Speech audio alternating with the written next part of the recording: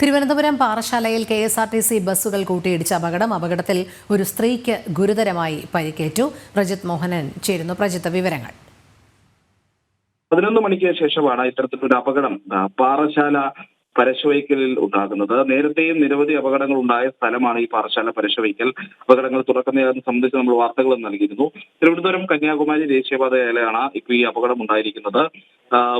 രണ്ട് ബസ്സുകൾ, ഒന്ന് കുളച്ചലിൽ നിന്നും തിരുവനന്തപുരത്തേക്ക് വരികയായിരുന്ന KSRTC ഫാസ്റ്റ് പാസഞ്ചറും തിരുവനന്തപുരം മെഡിക്കൽ കോളേജിൽ നിന്നും കളയിക്കാവിളിലേക്ക് പോകുകയായിരുന്ന മറ്റൊരു ബസ്സും കൂടിയാണ് കൂട്ടിയിടിക്കുകയായിരുന്നു. ഈ ബസ്സിൽ ഫാസ്റ്റ് പാസഞ്ചറിന്റെ വേഗം അല്പം കൂടുതലായിരുന്നു എന്നുള്ളതാണ് നാട്ടുകാർ പറയുന്നത്.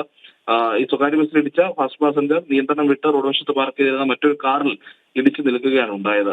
നമുക്ക് മനസ്സിലാകുന്ന അനുസരിച്ച് കുളച്ചിൽ നിന്ന് വരികയായിരിക്കുന്ന ഫാസ്റ്റ് പാസഞ്ചർ അത്യാവശ്യം വേഗത്തിലായിരുന്നു. അപ്പം തന്നെ മറ്റൊരു വാഹനത്തെ മറികടക്കാനും ശ്രമിച്ചു. ഇതിനിടയിലാണ് എതിരെ വന്ന KSRTC ബസ്സുമായി ഇടിച്ച് നിയന്ത്രണം വിട്ടത്. ഈ ബസ് യാത്രികയായ ഒരു സ്ത്രീക്കാണ് ഗുരുതരമായി പരിക്കേറ്റത്. ഇവരെ നെയ്യാറ്റിങ്കര ജനറൽ ആശുപത്രിയിലേക്ക് മാറ്റിയിട്ടുണ്ട്.